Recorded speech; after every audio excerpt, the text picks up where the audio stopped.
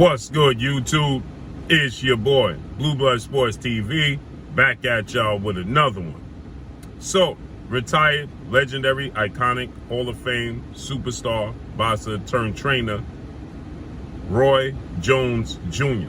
Roy Jones Jr., he weighs in once again on the highly anticipated biggest fight in the sport of boxing today's time. Okay, Roy Jones obviously is an icon within the sport of boxing. Roy Jones is somebody who, fans and media and boxing pundits seek out for, information. Roy Jones retired, 66 wins, 9 losses, no draw, 47 wins by way of knockout. 5 times in his career he was knocked out.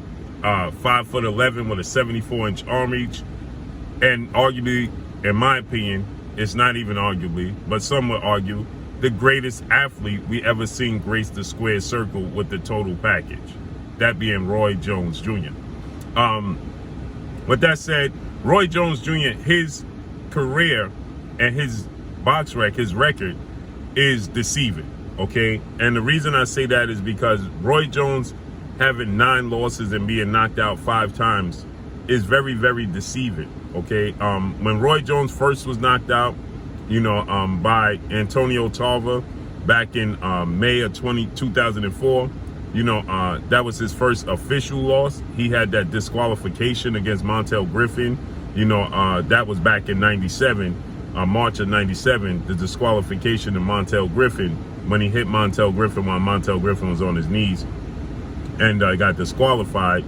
He got an official loss, knockout loss to Antonio Tarver. Shocking, second round knockout, brutal loss to Antonio Tarver. That was in the rematch of their first fight that took place in November of 2003, in which Roy Jones won the majority decision against Tarver. So with that said, Roy Jones started getting knocked out. His reflexes started to fade, and he continued on boxing, right? And he continued to get knocked out. So Roy Jones at his, absolute height and prime of his career was untouchable, literally, right? And so with that said, he weighs in, gives his thoughts, and it's abundantly clear that Roy Jones views this biggest fight in the sport of boxing, undisputed welterweight showdown between undefeated 3-division world champion, former junior welterweight undisputed world champion, currently the reigning WBO, World Boxing Organization welterweight world champion, who is widely considered by many to be the #1 best pound-for-pound fighter in the world, in Terence "Bud" Crawford. 38 wins, no losses, no draws, 29 big wins by way of knockout, 34 years of age, 5'8" with a 74-inch arm reach. Everybody views Terence Crawford as a very versatile fighter that has power in both hands, has the ability to switch from southpaw to orthodox, extremely long arms, and everybody knows that he's the darling in Roy Jones's eye, okay?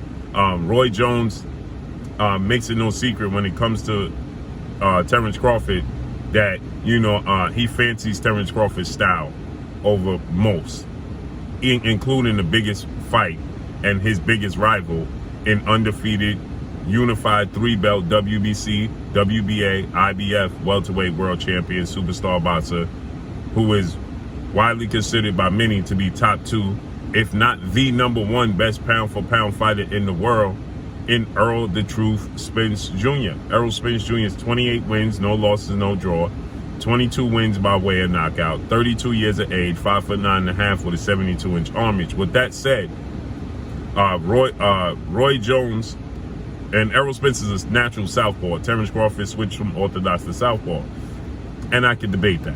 But with that said, Roy Jones, he views Terence Crawford maybe in a molding of himself. He's not as athletic and as explosive as Roy Jones was, not as big as Roy Jones was. Extremely long arms and power in both hands. Roy Jones had extremely long arms with power in both hands, okay?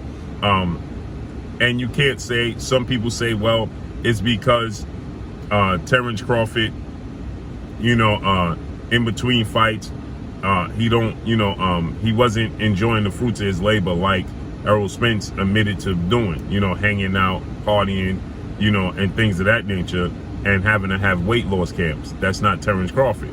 So people look at that and say, well, Roy Jones may fancy that. And you have guys like legendary Hall of Fame, iconic superstar boxer in James Toney, Lights Out Tony, another legend, another icon, another superstar, Hall of Famer in Bernard the Executioner Hopkins. You know, these guys are just saying that James Toney doesn't even give Errol Spence a chance. He don't even feel like Errol Spence has a chance to beat Terence Crawford. Bernard Hopkins says it's an uphill battle for Errol Spence because Errol Spence hasn't fought upper echelon opponents. And it's abundantly clear when they say things like this. Roy Jones have uttered those same sentiments as well, but it's clear that they haven't paid very close attention to neither one of these guys' careers. That's abundantly clear, right?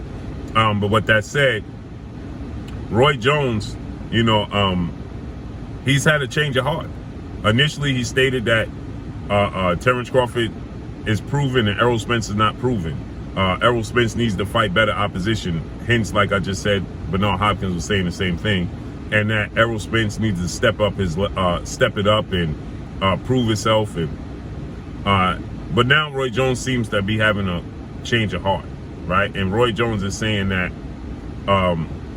there's no way Errol Spence. He's still leaning towards Terence Crawford winning the fight, but he's giving Errol Spence much more of a chance to be victorious, right? Now he's saying it's a 50-50 fight, where initially he was saying that it was Terence Crawford. It was clear that he was saying it was Terence Crawford that was going to be the victor. Well, now he's saying it's a 50-50 fight, and he says that Errol Spence doesn't have a chance to outbox Terence Crawford early in this fight, but Terence Crawford's best chance of being victorious is getting Errol Spence, attention and derailing his game plan, and getting him rattled in the first 5 rounds of the fight. That's Terence Crawford's best chance of winning this fight. He says once it gets late in the second half of the fight, Errol Spence gets better as the fight goes on, and he can possibly start to outbox Terence Crawford. And he's a big, strong pressure fighter that only gets better as time goes on, right? And that if the fight goes in the second half, he gives Errol Spence a good chance of being victorious. And so this is the same sentiments that I have uttered. And maybe Roy Jones has went back and done his research, right? And looked at, these fights and these fighters. And maybe Roy Jones has said, listen, you know what? Errol Spence is better than what I thought, especially in the second half of fights. And initially, I was somebody who felt like Errol Spence skill set was a perfect match for Terence Crawford, because Terence Crawford had all the tools in the toolbox to make the necessary adjustments to defeat Errol Spence, right? I've always stated that. But as time went on, and as you watch both guys' careers unfold and their fights as they age, right? Terence Crawford is going to be 35 years old next month, okay? And in September, he's going to be 35. And as you watch Terence Crawford's career, from the moment this fight has been talked about as a true, realistic possibility of happening, you can see that Terence Crawford is not as comfortable in the orthodox stance as he once was. His versatility has somewhat wavered, okay? Especially as he settled into the welterweight division. He has stopped or knocked out 10 of his last 11 opponents, absolutely. He does have power in both hands.